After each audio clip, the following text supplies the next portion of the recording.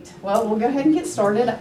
My goal is to keep this right at an hour. If I go a little bit over, I apologize, but if you need to go, you will not hurt my feelings. We're going to be talking tonight about domestic minor sex trafficking, what it is, what it's not.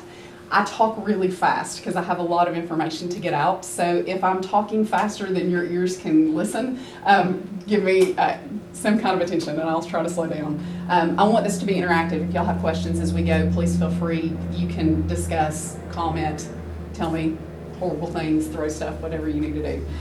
We're going to start with a short video. I think most of you guys may have seen this if you've been at Providence Church, but we're going to start off with this and then we'll go from there.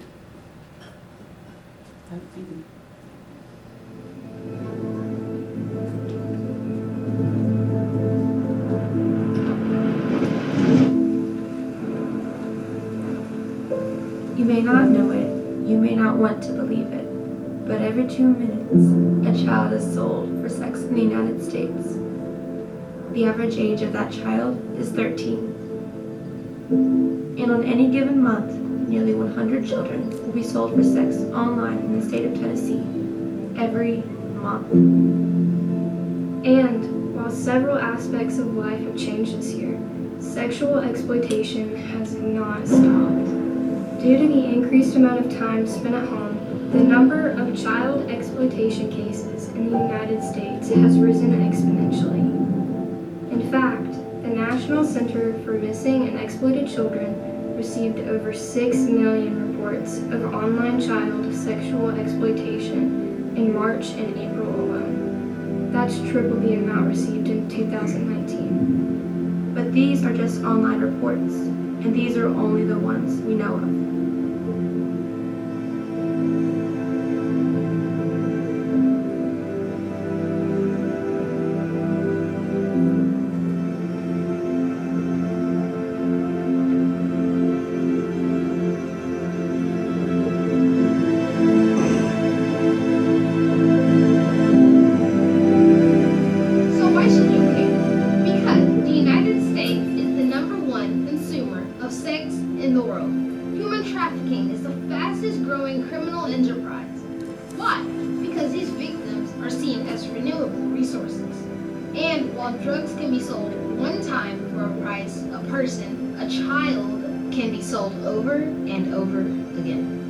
It's called domestic minor sex trafficking, or DMST. It's the commercial sexual exploitation of a child in exchange for something of value, like money, food, shelter, or even drugs. And trafficking isn't just like Taken the movie, where kids are snatched and grabbed off the street. More often, sex trafficking in the United States involves children being targeted online or in person, groomed, and then exploited.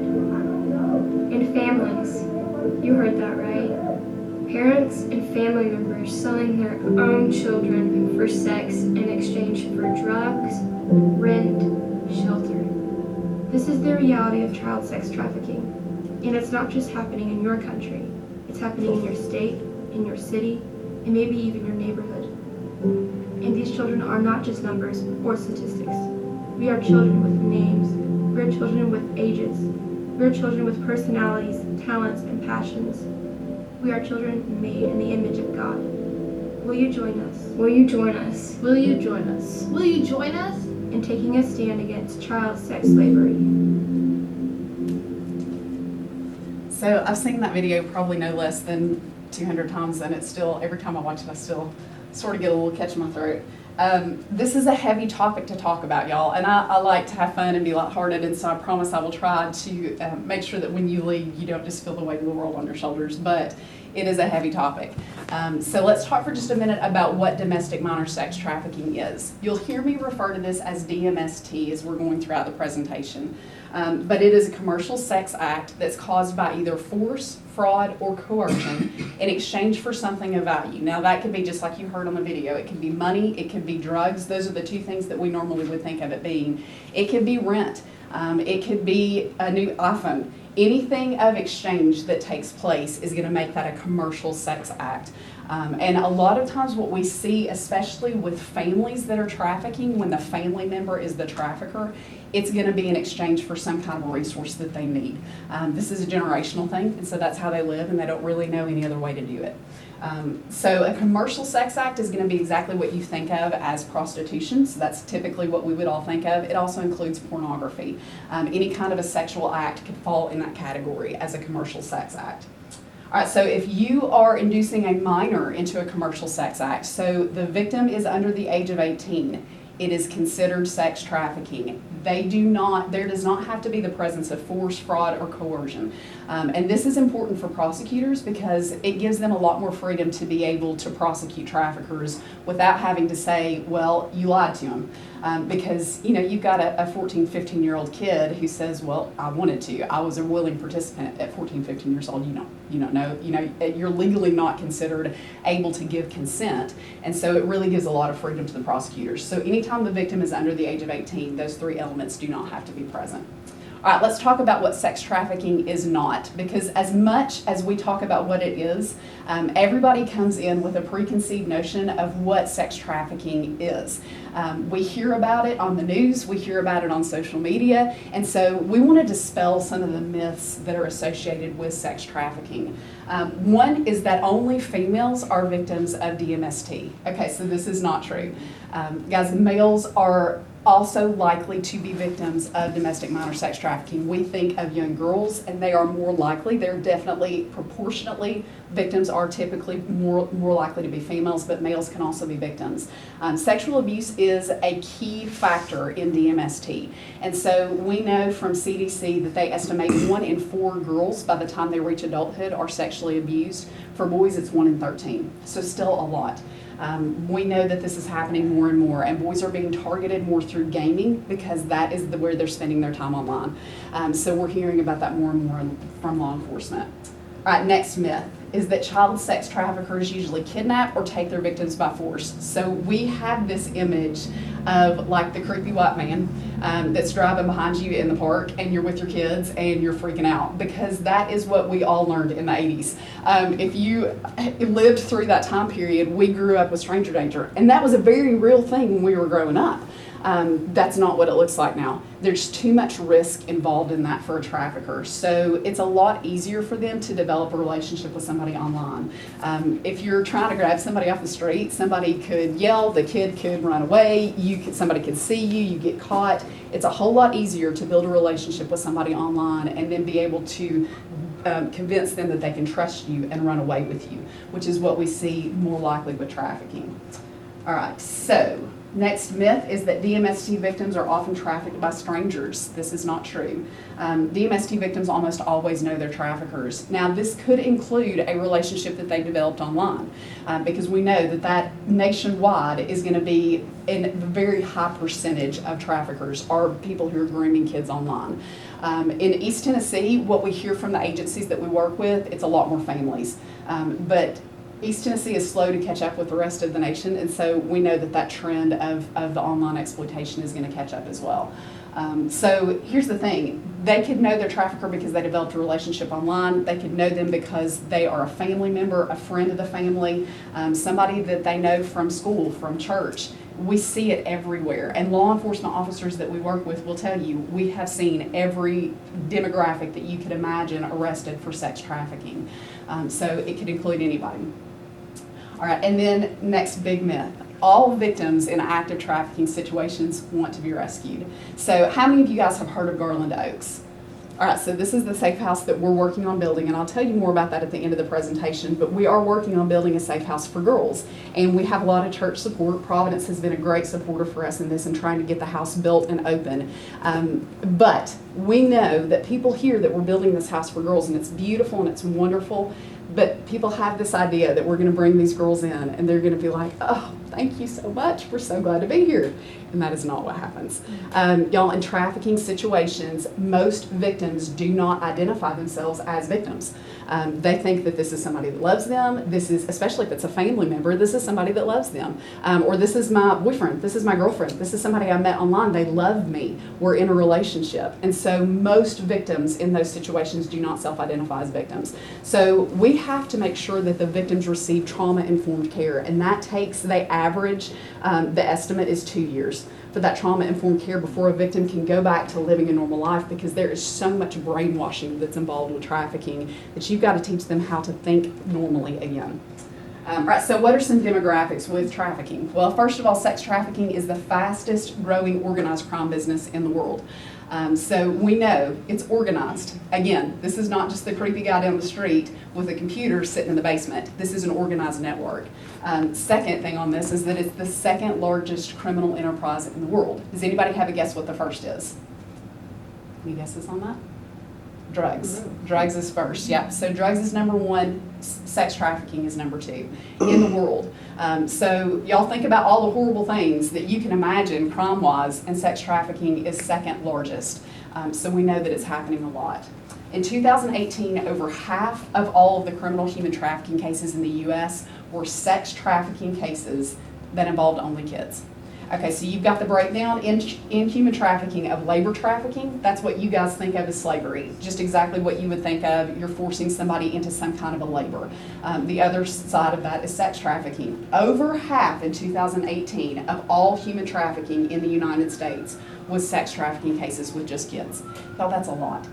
So we know, again, this is happening more and more. 13 years old is the average age of a child sold for sex. We see 13 to 15 is the window of the most common age of kids that are sold for sex.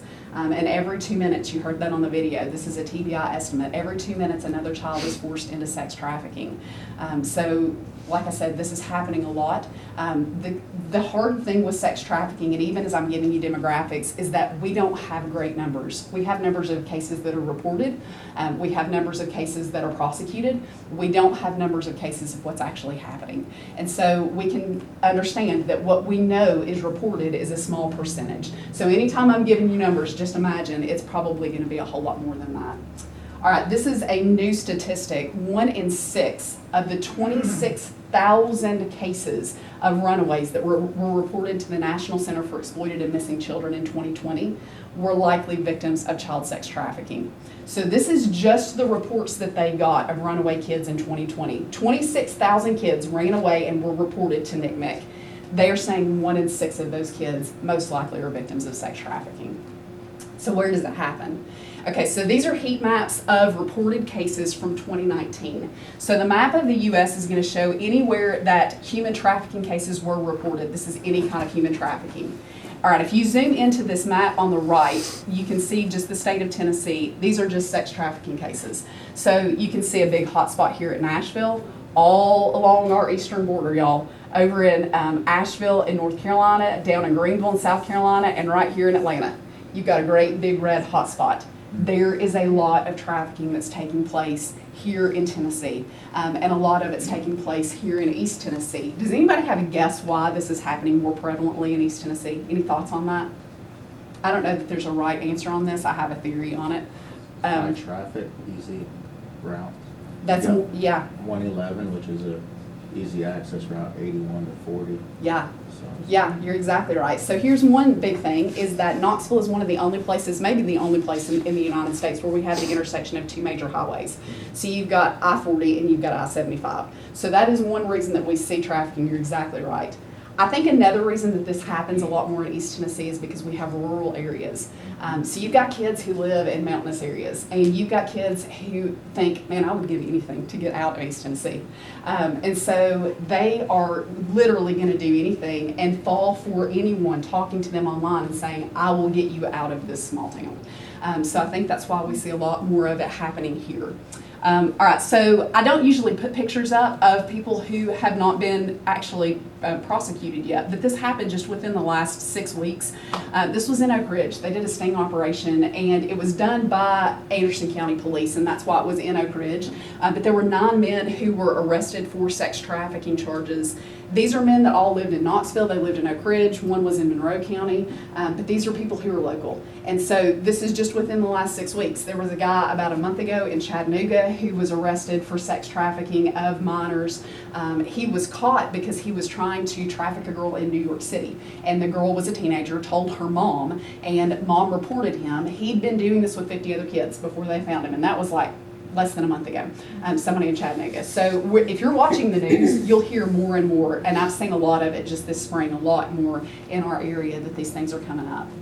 All right, so international revenue for human trafficking surpasses $150 billion a year. That is billion with a B. This is for all human trafficking. The sex trafficking portion of that makes up $99 billion.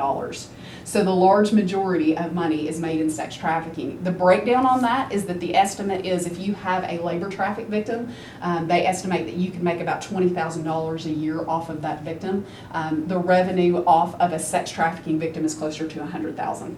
So this is why people are doing it. There's money to be made here, and there are people who see children especially as a renewable resource. They're a commodity, and we as the church want to see that change. Traffickers in Atlanta earn an average of $33,000 a week. $33,000 a week selling kids just 200 miles to our south. So y'all, there's a lot of money in this, and that's the reason that people are involved in it. So how are traffickers meeting their victims? Well, I've already talked about this a little bit. Some of it's family, but a lot of it's happening online. So this was right before pandemic. This is a February of 2020 stat. The American Academy of Child and Adolescent Psychiatry estimated that teenagers spend around 9 hours a day on staring at a screen. Now, JMO Pediatrics says that they spend 9 hours a day on social media. So we know kids are spending a lot of time online. Y'all, that happened before pandemic. So when everything shut down, those numbers just continue to grow as far as how much time our kids are spending on their screens. And 40% in a recent study said that working Wi-Fi was more important to them than a working bathroom. Y'all, if you have teenagers living with you or you know teenagers, you know that that is real. Do anything to me, just don't take away my cell phone. That is how our kids think. And so they're communicating online, and it's easy as parents. I know, because when my kids hit middle school, I was like, oh, we're not doing technology, like we're just shutting that out, we just won't do it. But it took just about a year before I realized, okay, my kids don't have friends anymore, they're not doing anything socially. That's how our kids communicate. So we've got to teach them how to do that safely, which is part of what we're doing at Street Hope. But we also want to make you aware that this is how those connections are being made. Now I put this up here because this is the perception that we have of what trafficking looks like. We have the image of the creepy ice cream man driving through your neighborhood. And y'all, when I showed this to kids, I showed this to our teenagers when I'm teaching them, and I asked them, like, how many of y'all are getting in this? And most of the time, most of them say no. But y'all, our kids are smart. Teenagers are not dumb, and they're not going to walk up to somebody that's saying, hey, I'm a predator, let's hang out. But they are also naive. And so they're going to fall for people online saying, you know what, nobody understands you, but I do. I love you in ways that nobody else gets you. And those relationships are built in that way. So you heard this in the video, but there were 6 million reports of online sexual exploitation just in March and April of 2020. That is triple the number of reports that came in for March and April of 2019. So what happened in March of 2020? What made the difference? Everybody was quarantined. And y'all, not just were we quarantined, but everything shut down. Our kids weren't doing online school yet. So they went home and they had a device already, and if they didn't, the schools have now sent them home with the Chromebooks. They got a second device, and all they're doing is staring at their screens. They don't have anything to do during the day. They don't have anything to do at night. So because of that, we saw those exploitation cases online skyrocket. I actually wrote these down because I just found a couple stats this week that I wanted to share with you guys.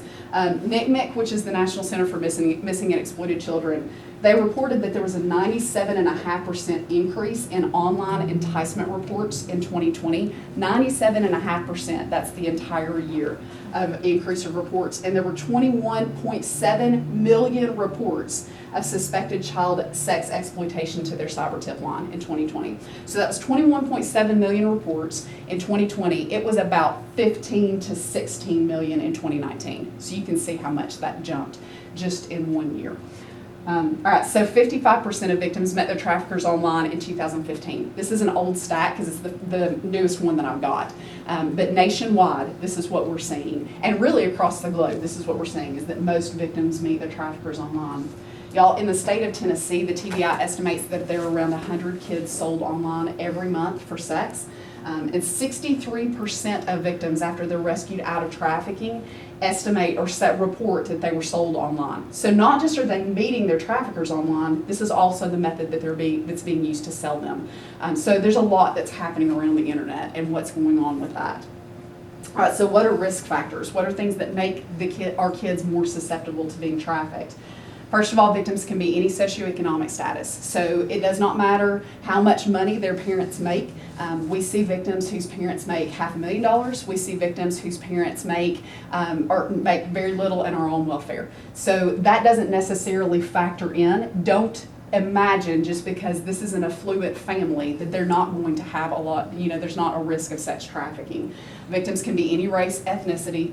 It's kids that have high ACE scores. Are y'all familiar with ACE? Has anybody heard of that? It's called Adverse Childhood Experiences. So psychiatrists have come up with a sort of a rubric scale to estimate what an adverse childhood experience is. It ranges anywhere from my parents got divorced, we moved to a different house, I went to a different school, I was physically abused. It could be anything on that scale, anything that could possibly be considered adverse to a child during their childhood. The more of those experiences that a child has, the higher their ACE score is. And the higher their ACE score is, the more likely they are to be a victim of trafficking.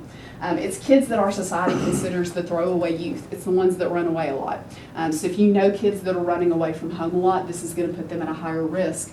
Also kids from foster care and welfare. Now I said to you it doesn't matter how much money they make, but foster care is a big component to this. Here's why.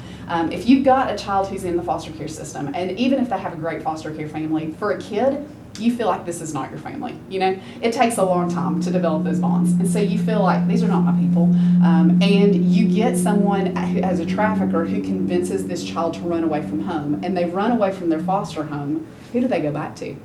And we see that happening. Here are those stories from law enforcement. There was a girl who was 14 years old in Knoxville who met her trafficker, actually met the woman at the mall, and this woman introduced her to the trafficker, because a lot of times we'll see that happen in a partnership, where the female will sort of draw them in and then the male is the one who's actually doing the trafficking. That's what happened in this case. And so they spent about a month developing a relationship with this girl. We love you, come live with us, we'll take care of you, we'll be a family. So she did. She ran away from her foster care home and went and lived with this family. And about 3 weeks in, they said, okay, it's time for you to start earning your keep.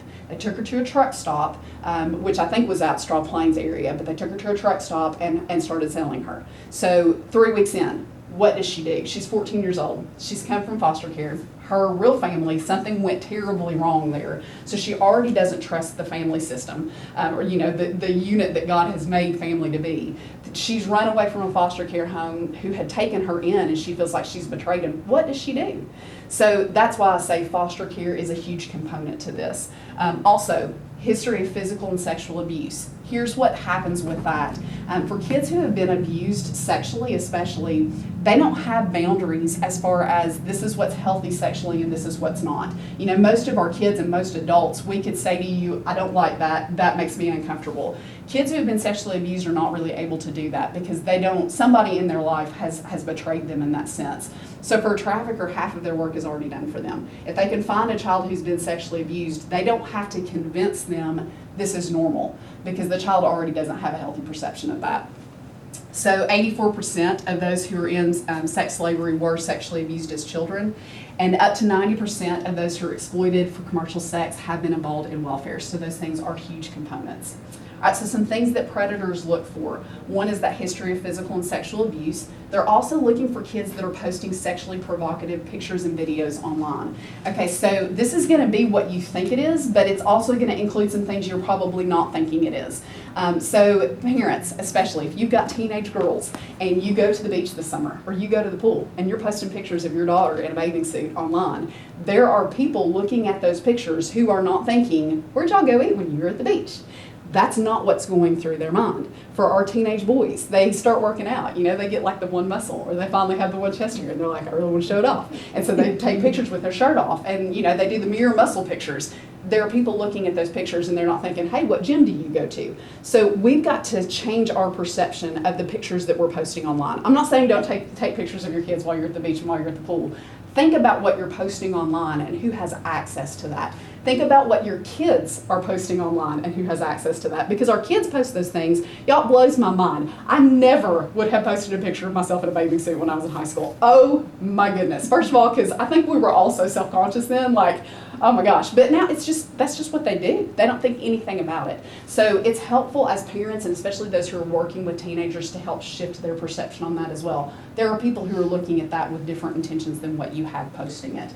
Also, kids that are talking about sex online.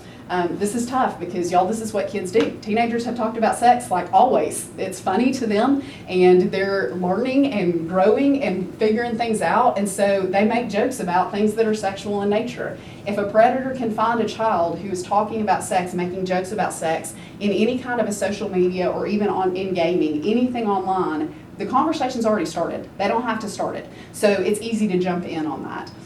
This is another thing, and this is one that I cannot emphasize to you enough. Kids that are posting comments about being neglected, misunderstood, or unloved. If I asked y'all in here how many of you all at some point in your teenage years felt like you were misunderstood by somebody in your life, every person would raise their hand if you were being honest. That's part of being a teenager. My parents hate me, my coaches don't understand me, my teachers are the worst. That is part of being a teenager. Y'all, when we were growing up, for most everybody in this room, you would write a note to your friends on a piece of paper and you would hand it to them. That's how we would communicate. Our kids now get on TikTok where there are 800 million people actively using TikTok 9 or 10 times a day. And they're saying, I can't make my parents happy. Nobody understands me. I can't do anything right. And anybody that has access to that is able to say, you know what, your parents don't get you, but I do. And they don't appreciate how great you are, but I love you and I see how beautiful you are. So when our kids are communicating about those things, we have got to talk to them. Come to mom and dad, go to your youth pastor, come talk to Chad, whoever it is. Find somebody in your life you can talk to when you're feeling misunderstood. Don't post it on the internet for everybody to see, because you're already in a vulnerable state and it's easy for that door to be opened. All right, so grooming is the process that traffickers use to develop a relationship with a child. If you're familiar with sexual abuse at all, this is that same process, same terminology. They're going to talk about common interests. So they're going to pretend that they have shared commonalities with our kids. They're also going to try to form a relationship and develop trust with them. Okay, so here's an example of this that I usually share. We had a report in Nashville of a 13-year-old boy who was playing Minecraft. So if you're not familiar with Minecraft, it's sort of like a Lego World video game, but you can do that online with your friends. So he's playing Minecraft with his friends. Everybody leaves the game except one other player. And so he doesn't know who that person is. And the person says, hey, I'm Billy's cousin. I go to another school. He says, okay, that's great. So they're playing Minecraft together. Billy's cousin says, let me show you the shortcuts. If y'all have ever played video games, that's what the kids want. Like, show me how to beat this game, because this level is, there's some secret passage somewhere. Show me how to get to it. So for 3 weeks, they're gaming together. Every chance they get, he's showing him the shortcuts in Minecraft. So about 3 weeks into this, Billy's cousin says, hey, I'm growing hair down there and it's freaking me out. And the kid says, I'm too. It's normal. It's puberty. I think that's just, what happens to our bodies. And Billy's cousin says, well, send me a picture because I feel weird about it. So the kid sends him a picture, which everybody I tell that story to goes, oh no. But he's 13 years old. And so he sends him a picture. And as soon as Billy's cousin has the picture, he says, I am not Billy's cousin. I'm not 13 years old. I'm 35 years old. And if you don't turn on your webcam in the next 30 minutes and do A, B, C, D, E, I'm going to send this picture to your pastors. I'm going to send it to your Sunday school teachers, to your homeroom teacher, to everybody at your school. And the kid's like, you don't know any of that stuff about me. All right, so for 3 weeks, they've been playing Minecraft together and they've had on headsets. And what are your kids doing while they're playing video games? They're talking. Y'all, if you want to know what your boys are doing, or you want any information about them, ask them while they're playing video games, because they have no idea what they're saying. They're thinking about what they're blowing up next. So that's just some sneaky parent intel. But this is what's been going on for 3 weeks. So for 3 weeks, this guy's just asking him everyday stuff. Hey, where do you live? What school do you go to? Where do your parents work? And so he starts listing this stuff. This is where you live. This is where your parents work. This is where your brother goes to school. This is where you go to church. And the kid freaks out because he's 13. And obviously, this is a problem. So in this case, thankfully, this kid went and told his dad. Most kids would not do that, but he went and told his dad, and he said, I've screwed up. I sent this guy a picture. Dad had a friend who was a TBI agent who happened to work on sex trafficking cases. So he came in, they forensically took apart his Xbox and were able to trace back who the predator was. He was a known sex offender. He was on the sex offenders registry, and he had done this to over 50 kids before they caught him. So 50 kids in Middle Tennessee that had not told their parents of what was going on. But that's what happens. Once they've got the picture, once they've got the video, they're going to use it to exploit the child for more. So that's why it's important to talk to your kids. Y'all, if you've got teenagers around you, if you screw up, tell me. I want to know on the front end so that I can help you, as opposed to on the tail end when things get a whole lot worse. So that's why it's important to be having those conversations. Also, they're going to establish secrecy with our kids. We want our kids to always know, and we're teaching them that from a young age, but remind them as teenagers, remind them as they're going into adulthood. Anybody telling you to keep secrets in a relationship, it's not a healthy relationship. They're going to share inappropriate pictures and videos with the kids. It's not just that they're asking the kids to send those, they're going to send them as well, because again, they're eroding those boundaries of what's normal and healthy. They're going to use blackmail and threats to maintain control. They isolate the victim from their family and friends. Again, this is not a healthy thing. But this is this first step with kids that we see being trafficked. They're going to erode that relationship with mom and dad, or whoever the authority figure is, grandparents, whoever it is that's taking care of the child. Your parents are too strict. They don't understand you. They're terrible. Their rules are awful. They don't appreciate you, because if they can tear apart that relationship, they've got a hook in the child. So that's going to be the first thing that they'll target. Also, inside of trafficking, a lot of times one of the first things that happens when the child or the teenager is trafficked, when the trafficker has them in their custody, is that they're going to inject them with some type of a substance. So now the victim has a chemical dependency, and they are dependent on the trafficker to provide that drug. It's not necessarily that they're looking for kids that are addicted to drugs, although they are, but there's also going to be that element where they're going to force that kind of dependency. So who are the perpetrators? Y'all, it can be anybody. It really can be anybody. So these are just a few that have been in the headlines in the last few years. This girl over here was an actress on Smallville. I did not ever watch that show, so this was not something, I wasn't familiar with her personally, but this was a big show that was on TV a few years ago. So here was her hook. She was a big-time actress on this big TV show, and she was trafficking girls who were a little bit older, so like in the 18 to 21-year-old range. But she had them write a letter in their own handwriting accusing somebody in their family of sexual abuse. It wasn't that it was true. She just wanted it in their handwriting. And they also had to share a nude photo with her. And then she said, I'm putting it in a safe. You'll never see it again. Well, now she has blackmail over them. And so you're going to do exactly what I want you to do, or I'm going to share this. And for these girls, you know, they're starving artists in California wanting to become famous, and that's going to ruin their lives. So that was how that trafficking started with her. There's a pastor arrested in Newcastle. This guy was a judge in Kentucky. He was conservative. It doesn't matter, conservative, liberal, we see it across the board. And in Knoxville, children's pastor was arrested. Y'all, this happened about 4 years ago. If you've been in Knoxville and you are aware of anything happening in relation to sex trafficking in the city, this was a big church that's about 7 minutes from here, and a children's pastor was arrested for sex trafficking charges. Here's what's crazy. We have a Homeland Security agent that works with us. He's on our board of directors, and he's actually about to retire. He's at the end of his career. So he had sat down and done a training with the staff of this church the week prior to this children's pastor being arrested. It's the same thing I'm doing with y'all, but smaller venue and a lot more interaction. He said he never saw signs of it. So 1 week prior to this man being arrested, a seasoned veteran agent who does this all the time said, I did not see signs of it. What's crazy about the predators of sex trafficking is that there is not a criminal profile that fits them. For law enforcement, if you're in law enforcement or you know people who are that way, they think weird. And I say that in a very kind way, but they think different than the rest of us. Like if y'all have ever been out to eat with somebody in law enforcement, they always sit with their back where they can see the door. Like that's just how they roll.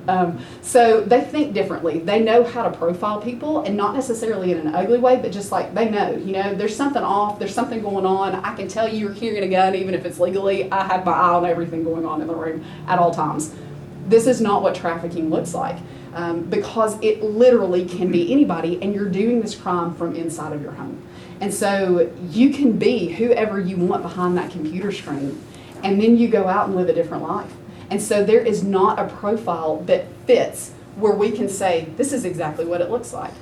So that's why I say it really can be anybody, and we're not surprised. Is the sad part at this point is that we're not surprised when we see anybody being a predator in this. So just be aware of that as you are caring for your young kids, especially. Be aware of the people that you're networking with, where you're allowing them to spend the night, who you're allowing them to be around. We don't want to be paranoid about it. We pray for our kids, and that's the best thing that we can do for them. And we trust the Lord with their care, but also we want to be smart and be diligent about the people that we're allowing to be around them. So predators use one of those three elements. Again, that's force, fraud, or coercion. And again, with victims that are under 18, those things don't have to be present. But force, they're physically making them do something. Fraud, they're lying to them. A lot of times this will come in the element of lying about who they are, so they're making a fake profile online. I'm not who I say I am. That's going to be the element of fraud. Or it's going to be, I want you to do this, but really in reality it's a whole lot more than that. So that's going to be an element of fraud. And coercion, law enforcement has actually turned this sexploitation, because it's happening so frequently that they've made their own word for it. But this is a real word that's being used now. But that coercion is going to be any kind of a threat that's used over the child, whether it's I'm going to hurt you, or I'll hurt your family, or I'll embarrass you. So any of that would fall under coercion. A lot of times with our kids, they're going to exploit their dreams. So for kids, we talked about that in rural Tennessee. I want to be famous. I want to be rich. I want to get out of here. And so they'll exploit that. And so that's something that they're targeting. So why don't the victims just leave? These are teenagers. Why don't they just run away? Well, they become dependent on the trafficker. So in some way, whether it's physically, emotionally, financially, chemically, they've got a dependence on the trafficker. And the trafficker sets it up that way, so they are looking for those vulnerable kids. They're also being taught from a very young age to distrust law enforcement and service providers. Y'all, if you turned on the news in the last 24-ish months, you have seen that our nation is not generally very friendly to law enforcement right now. And so we have kids from a very young age that are being taught, don't trust the police. If you do something wrong, they will come arrest you. I have heard children I know at 3-4 years old being told that. So they're being taught from a super young age, don't trust these people. Who do they go to if they don't know, they don't know who to tell? Also, they have fear of the trafficker. There's that drug addiction that comes in. And for our victims of trafficking, even though they may not identify as a victim, there's a lot of shame. There's a lot of hopelessness that comes into this. And so they're hearing from the trafficker, nobody will ever want you. Look at what you've done. And it becomes about them. They've made the choice. You wanted this. You asked for this. You made the decision. You didn't fight me, whatever it is. And so that shame is heaped on these kids. And y'all, I think about every time I hear or sit through training on my own and just trying to learn more about what this looks like, every time I hear somebody talk about that, I cannot help but think, that is the voice of the accuser in our lives. That's what he does to all of us. It doesn't matter what your sin is. That is the voice that's over every single one of us. Look at what you've done. Look at the choices you've made. Nobody's going to want you. Nobody could love you like this. And it's lies. But if you have ever been in any kind of a bondage to any type of sin, even a small sin, or what we would consider a small sin, you know how that works. And that bondage takes such a hold over you. So that's why it's important as the church that we rise up in these kids' lives and show them that that is not truth. That's not how the Lord feels about you. He loves you. That shame is broken. And that's really what we want to see happen for them ultimately, is see that cycle of shame be broken. So for the last portion of this, I want to talk to you all about pornography, and I know that this is even the worst part that we talk about, but y'all, it is impossible for me to talk about sex trafficking and not talk about pornography, because this is the driving factor of trafficking. So this is the next myth. There are people who believe that because pornography is a legitimate industry, meaning you can really make money with this, it's legal, that it is actually eliminating sex trafficking. Look, people are making money doing this, so trafficking is going down. This is not true.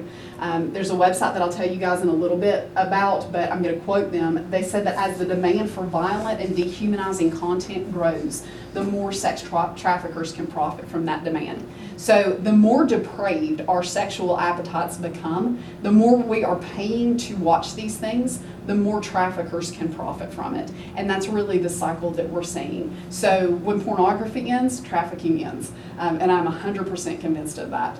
So I'm going to pick on Pornhub because Pornhub is a major trafficking website or major pornography website, and they are very proud of what they do. So they actually produce a year in review every single year, and they put out great big statistics about all the great things that they are accomplishing at Pornhub. So that's why I have their stats. All right, so this is a graph showing the number of years it took each of these products to gain 50 million users. I'm going to read some of them because I know it may be blurry where you're sitting.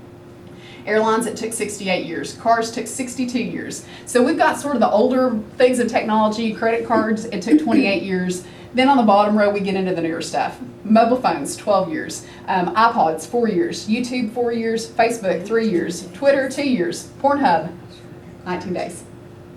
19 days for a porn site to reach 50 million users. What took airlines 68 years also took Facebook 3 years.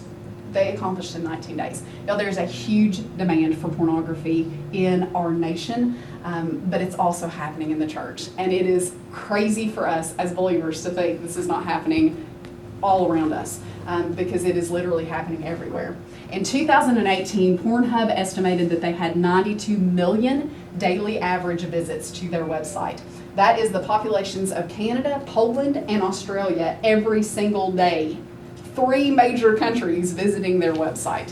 Also in 2018, they said that there was more bandwidth of pornography consumed on Pornhub in one day in 2018 as all of the bandwidth that was consumed in the entire internet in 2002.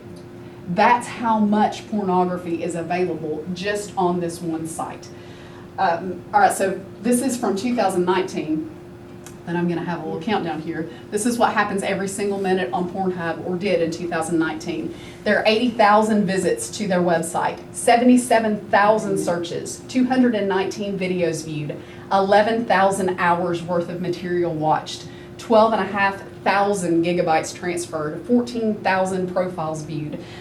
There were 387 videos rated, 29 video comments, 2.8 hours uploaded every single minute, and 14 videos uploaded. All of this happening every minute in the year 2019 on Pornhub.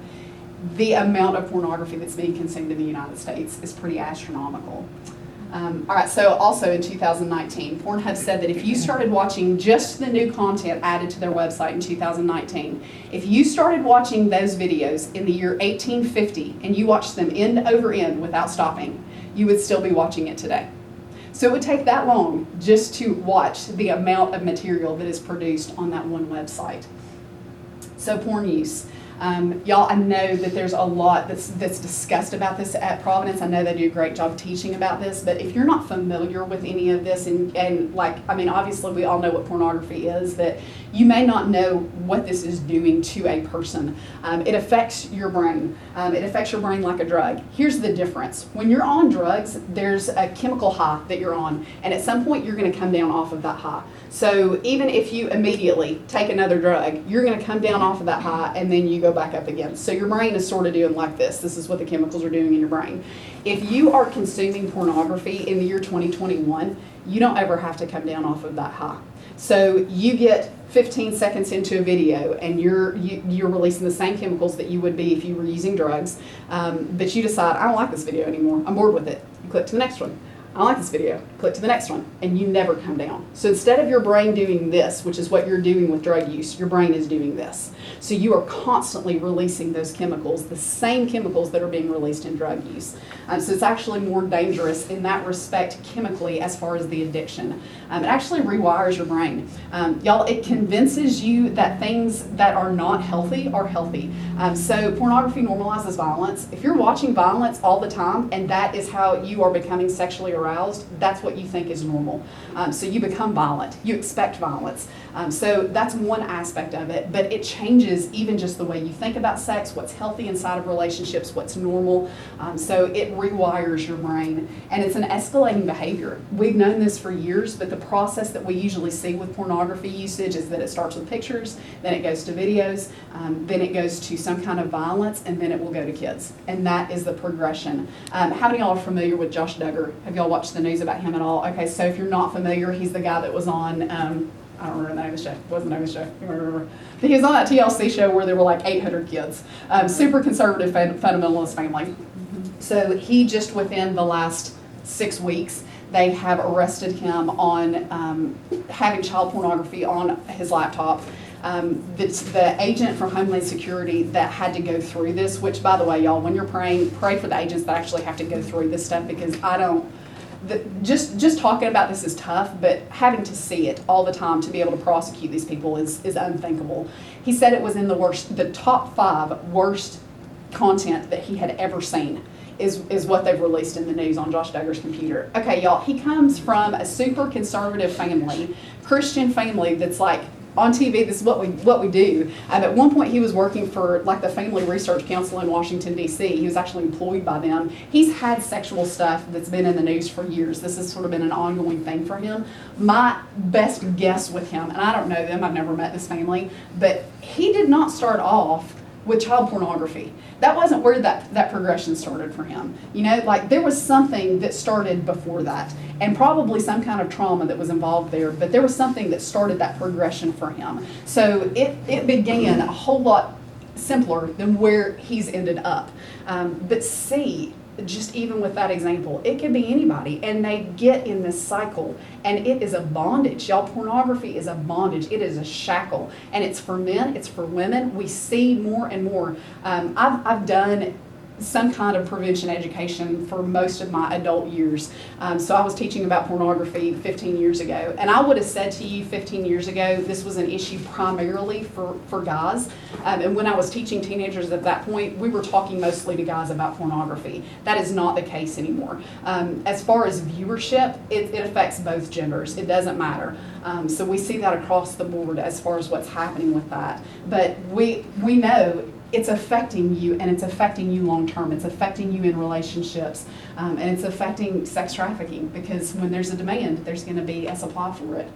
All right, so Pornhub has actually, there's been some great stuff that's happened with Pornhub. I know that sounds like a strange thing to say, but we've seen some big wins with them in the last 6 months. So in December of 2020, I had to think what year we're in, y'all. Pandemic has thrown me. I've almost said 2019. We're a year ahead. So December, like 6 months ago, Visa and MasterCard said, we will not allow you to process payments on your website until we know that you are taking steps to eliminate child content being on Pornhub, which was phenomenal, because that is not something you ever see taking place.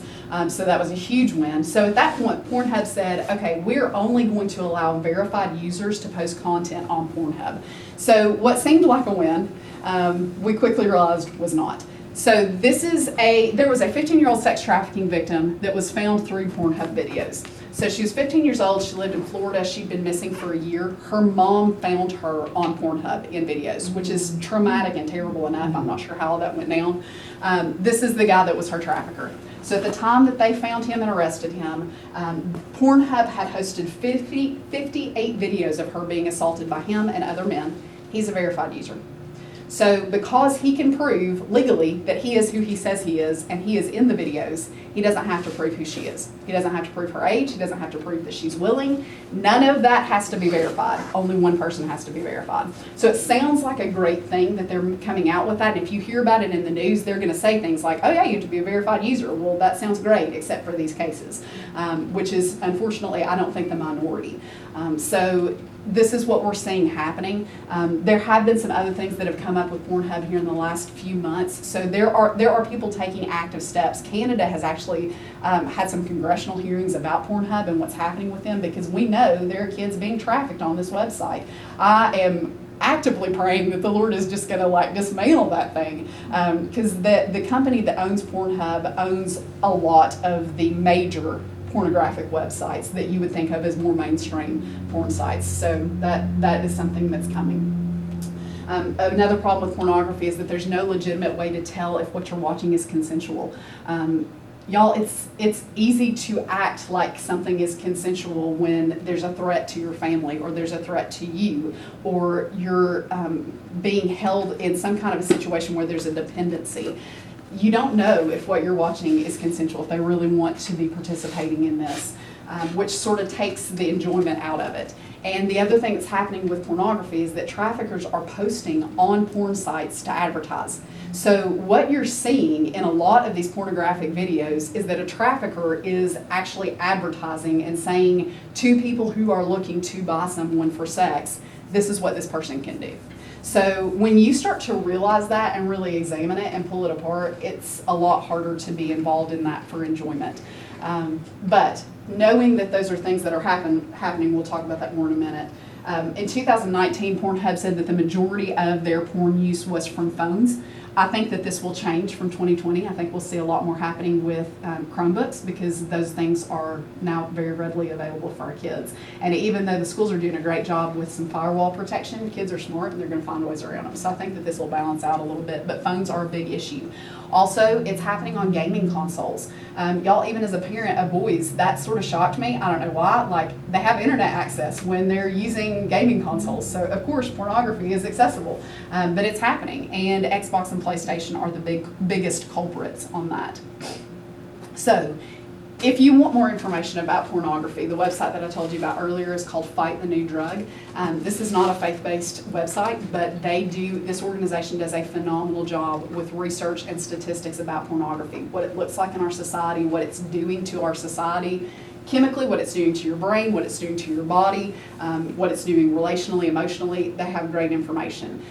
They are actively working to see this end. Another great resource that they offer is an app called Fortify. So Fortify is an app that you can download that is a subscription-based app. I think it's like $10 a month if you are over 18. If you're under 18, it's free. So it's a support system for people who are dealing with pornography addiction, and it is, from what I hear, a really great support system. Everything that you're doing on there is anonymous, but there is like real-time support for anything that you're dealing with, because y'all, if you think about it, I mean, this is in our hands all the time. And so if this is your method that you're looking at pornography, every time you pick it up, it's a trigger. I get a phone call, it's a trigger. I get an email, it's a trigger. So for people that are breaking those addictions, that's a real thing, and they need that kind of support. So that's a great offering, great resource that they have. All right, so identifying sex trafficking, what does this look like? So some things to look for if you are around kids. If you see kids that are frequently missing school, or if they have a drop in grades for no reason. So this is going to be like, I don't know what's happened to you. Why did you all of a sudden start missing school, or why did your grades start to drop? Anytime, I mean, if you're a teacher, you know that. They tell you if your kids, you see a kid's grades start to drop, something's going on in the home. So that's the first place that you, like, what's going on. Also, if they start missing activities that they once really loved. We'll see this with girls who are like cheerleaders. All of a sudden, they don't want to be cheerleaders anymore. They were dancers. They don't want to be on the dance team anymore. Kids that play basketball, I don't show up for practices. That kind of thing. They just all of a sudden stop participating in that. If they suddenly withdraw or seek isolation, I told y'all I've been doing prevention awareness for a long time. 10 years ago, I would have told you guys that the kids that we needed to be most concerned about were sort of the goth kids.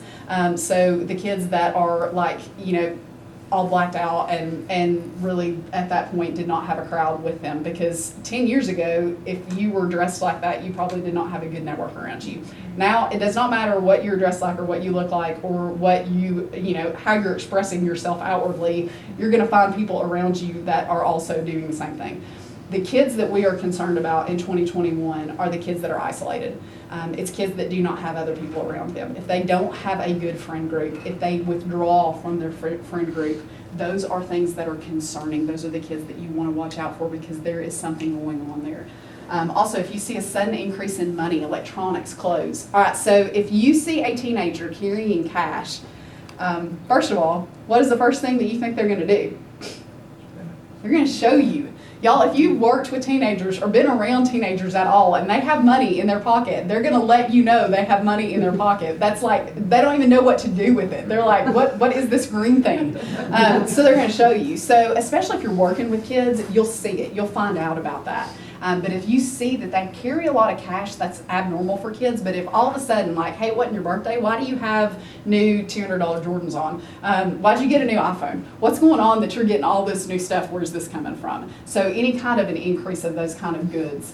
If they're fiercely protective of their cell phone, now I know, like I sort of say that tongue in cheek because, you know, they're teenagers and so that's what they do.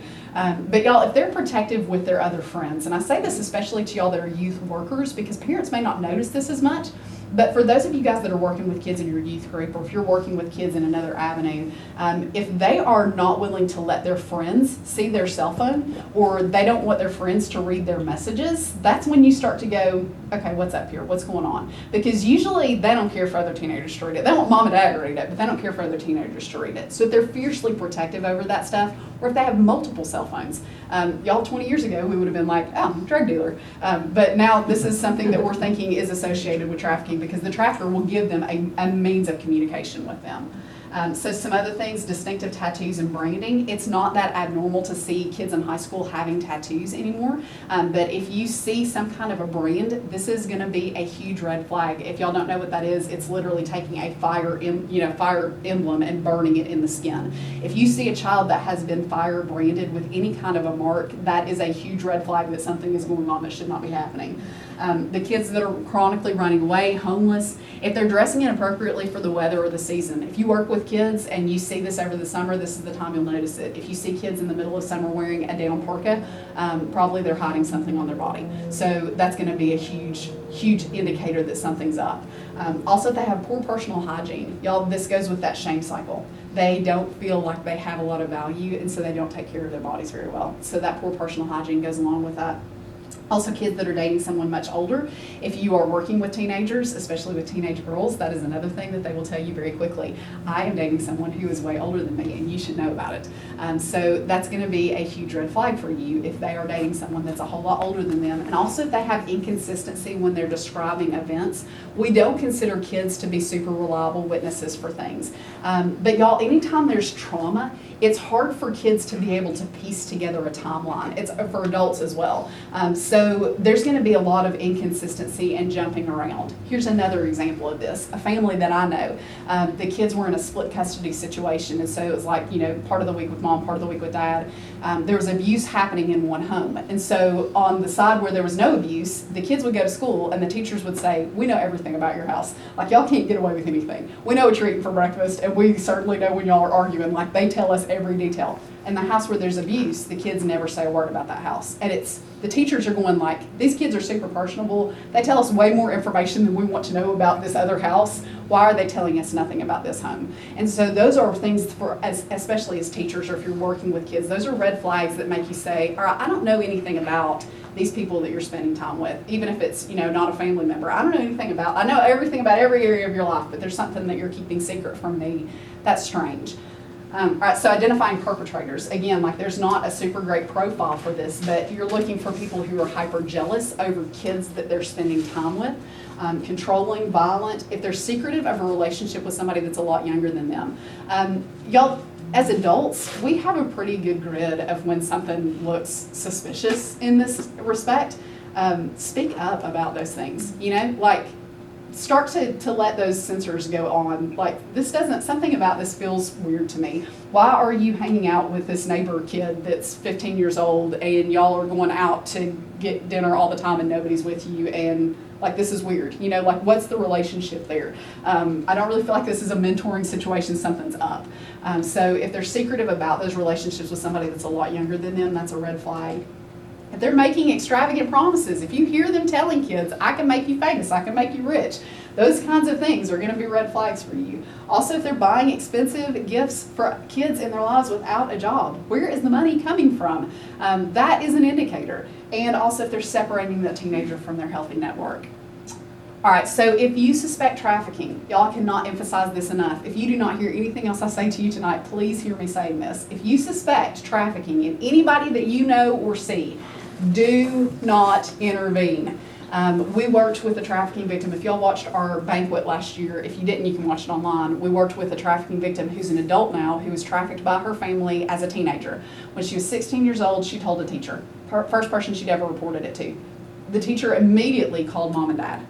So I imagine 25 years ago, there were different reporting guidelines with that, and probably some things that had to take place with that. But y'all, that's the worst thing you can do, because they pulled her out of school. They're just going to move her somewhere else and continue to traffic her, which is exactly what happened with her. And now for her as a child, as a 16-year-old, she's thinking, no, I can't trust anybody. Nobody's going to help me.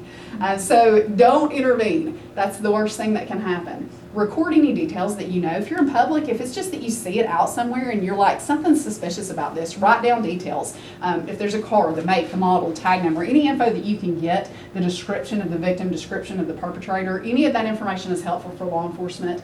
Also write down any suspicious behaviors that you see, and then you can make a report.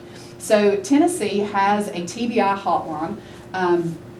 And I've actually got cards out there for you, because I know everybody starts pulling out their phones. You can totally take a picture, but I've got cards out there for you as you're walking out. They're those little business cards. Keep some of those in your car, because it's got the hotline on it. You can report it anonymously. If you're working with someone who reports to you, I am being trafficked, and they don't want to call themselves, you can stand with them, make the call, and call anonymously.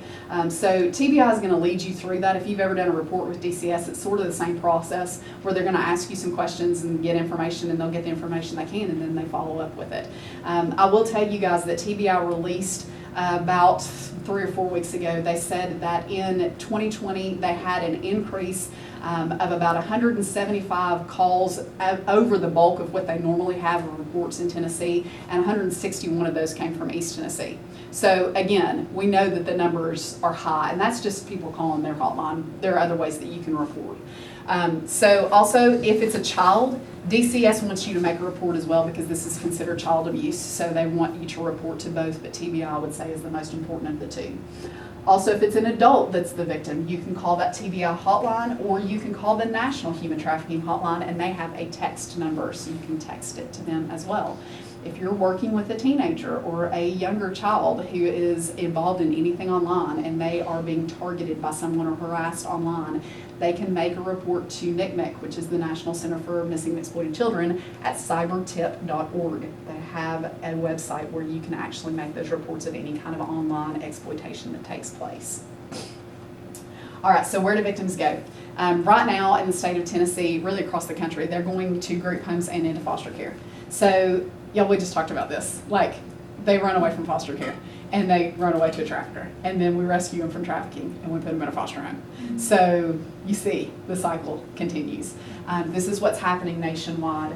There's 1,600 shelter beds available in the U.S. for victims of trafficking right now, and 100 kids on average in the state of Tennessee sold for sex every month. In Atlanta, that's closer to 250 or 300 a month. Just in Atlanta, that's not the state of Georgia.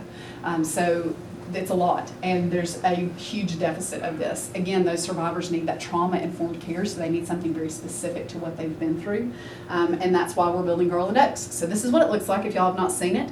The house is actually built, and it's amazing. We're going to have 10 beds for girls that are age 12 to 17 that are rescued out of sex trafficking, and they'll live with us for, on average, 12 to 18 months. So it's long-term care for them. And then we're looking at possibilities for the girls that are on the older end. How do we care for them as they age out, as they move into that 18-year-old bracket? our hope is to build more of these. That's the long-term goal, is that we want to see, we want to be able to provide this. But one of the things that we've done at Street Hope, as they began to research, like, what does this look like? How do we do something like this? We found that the organizations that have houses like this are great organizations across the U.S. There's none in Tennessee. We're the only one in Tennessee that will have something like this available. But they want to sell what they have because they're nonprofits and that's how they make money, which I get because I've done nonprofit for a long time. But we have set this up in a way that whoever comes to us, wherever they are, and says, we want to build a house like the house that y'all have built, we have it ready to give to them. So we give away what we do, which is one of the reasons I love working at Street Hope. Whether it's curriculum that we offer, which we do offer in the schools, we have an internet safety and sex trafficking curriculum, we give it to the schools.